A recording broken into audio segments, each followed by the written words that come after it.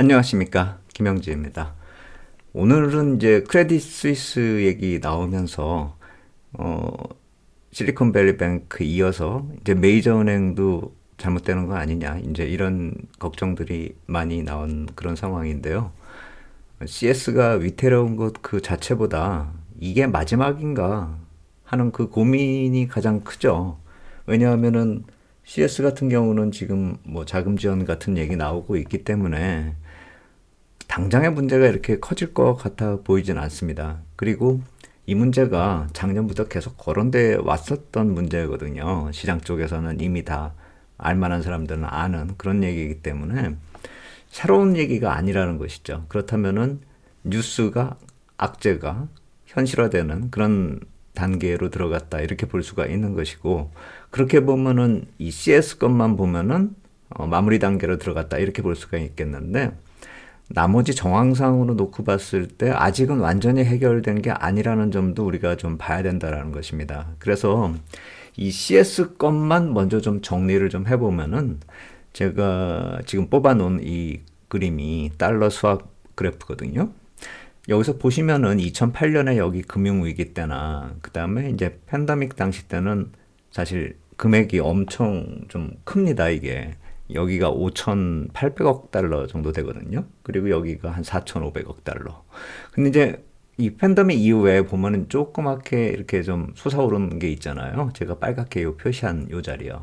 근데 이제 이거는 그렇게 큰 금액은 아닌데 이렇게 없다가 아까 없는 건 아닙니다. 이 달러 수학 거래가 계속 발생이 되고 있는데 이렇게 톡 튀어 올라온 게 과연 왜 발생이 됐는가, 이걸 따져볼 필요가 있다라는 것이죠. 이게 2022년 10월 달에 이제 이렇게 올라온 건데, 그때에 어떤 그 거래가 있었냐면은 저기 어디야, 스위스 내셔널 뱅크가 이번에 지금 CS 쪽으로 유동성 공급해 주잖아요.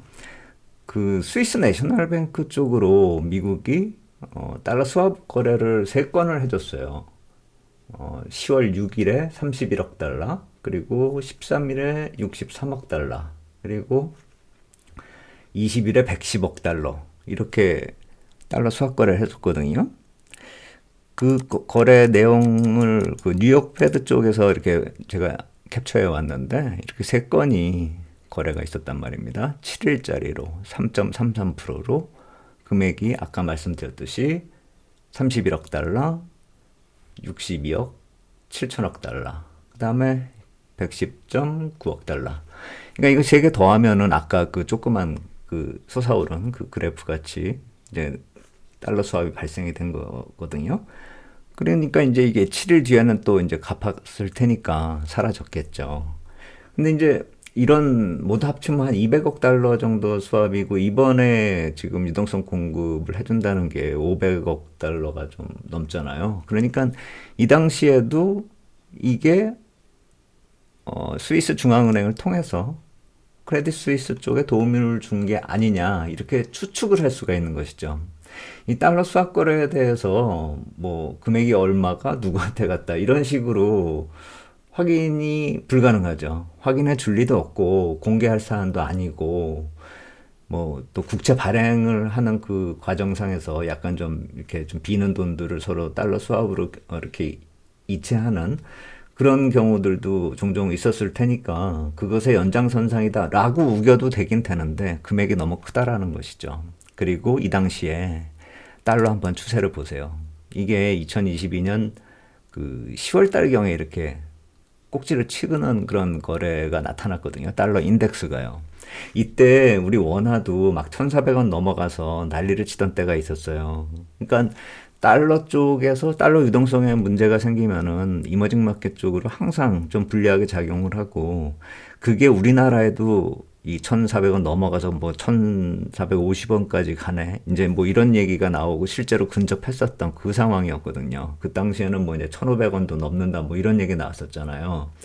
그러면서 누군가가 달러 수합을 해줬고, 그 달러가 구멍이 난 자리를 메꾸니까 이렇게 달러 인덱스 자체가 좀 안정이 되는 그런 모습으로 흘러갔고, 그리고 그때 크레딧 스위스 위기 뭐 이런 얘기 나오다가 이제 점차 해결 수순으로 들어가는 그런 모습으로 나타난 것이죠. 주가를 봐도 그래요. 이 크레딧 스위스가 이쪽에 쭉 빠지다가 그 수학 거래를 하면서 살아나는 듯한 그런 모습 보이고 있잖아요.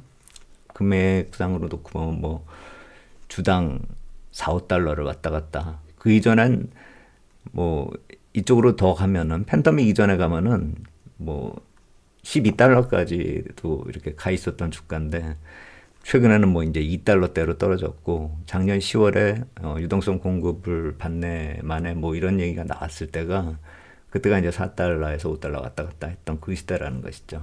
그래서 이제 여기까지 스토리를 정리해 보면은 크레딧 스위스 쪽으로 어떻게 진행이 됐고 달러가 작년에 어떤 흐름이 나타났었다라는 게 정리가 되면서 향후에도 어떻게 될 것인가를 약간 짐작은 할 수 있죠. 왜냐하면은 달러 인덱스가 좀 안정권으로 들어섰기 때문에 이러한 크레딧 스위스 같은 일이 또 벌어질 것인가 확률상으로 놓고 보면은 그렇게 크지 않다라고 볼 수가 있는 것이죠. 달러가 갑자기 막 예전처럼 2022년 10월처럼 막 올라가고 막 이런 일이 벌어지면은 또 누군가가 또 문제가 생겼구나라고 짐작을 할 수 있겠지만 지금은 아니라는 것이죠. 근데 다만 여기서 완전히 해결됐다라고 생각하기에 약간 이른 것은 저런 달러 유동성 자체가 완전히 다 이제 해소가 됐다라고 보기가 힘든 것이 아까 본 표처럼 보통 최근까지도 저 달러 거래 이 만기가 한 7일 정도로 계속 이제 주고받고 하거든요.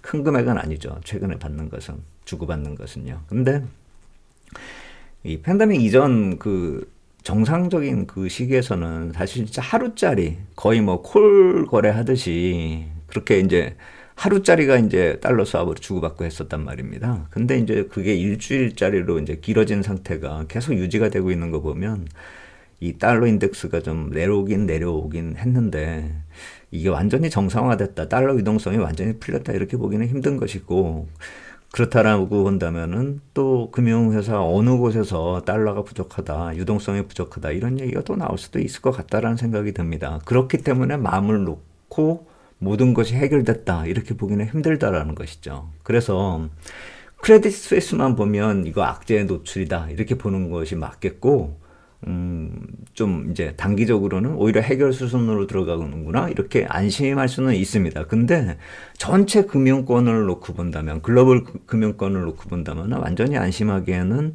달러 흐름 쪽에서 아직도 좀 약한 모습이 좀 완전히 없어지지 않았다라는 점. 그러니까 글로벌 유동성 측면에서 놓고 봤을 때는 불안감은 좀 더 유지될 수가 있다라는 점은 좀 생각을 해봐야 될 것 같습니다. 그렇기 때문에 이번 건을 가지고 겁내고 확대 해석하는 거는 전 항상 반대입니다.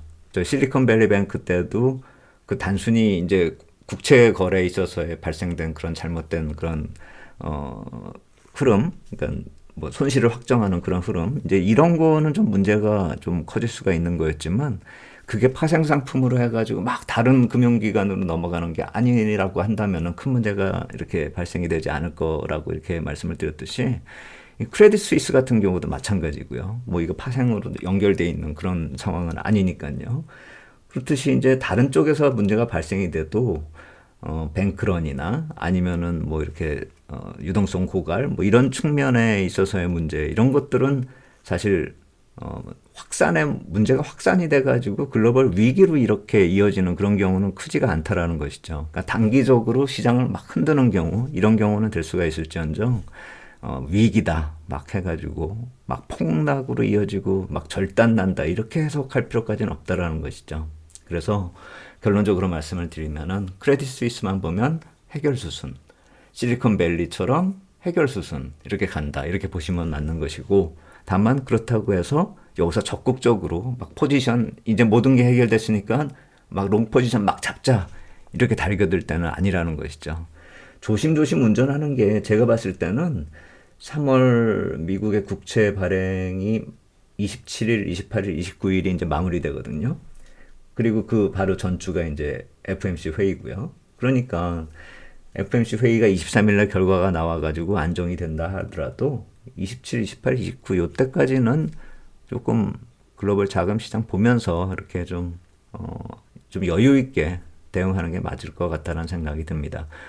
겁내진 않아도 적극적으로 달겨들 땐 아니다. 이 말씀 드린 것입니다. 감사합니다.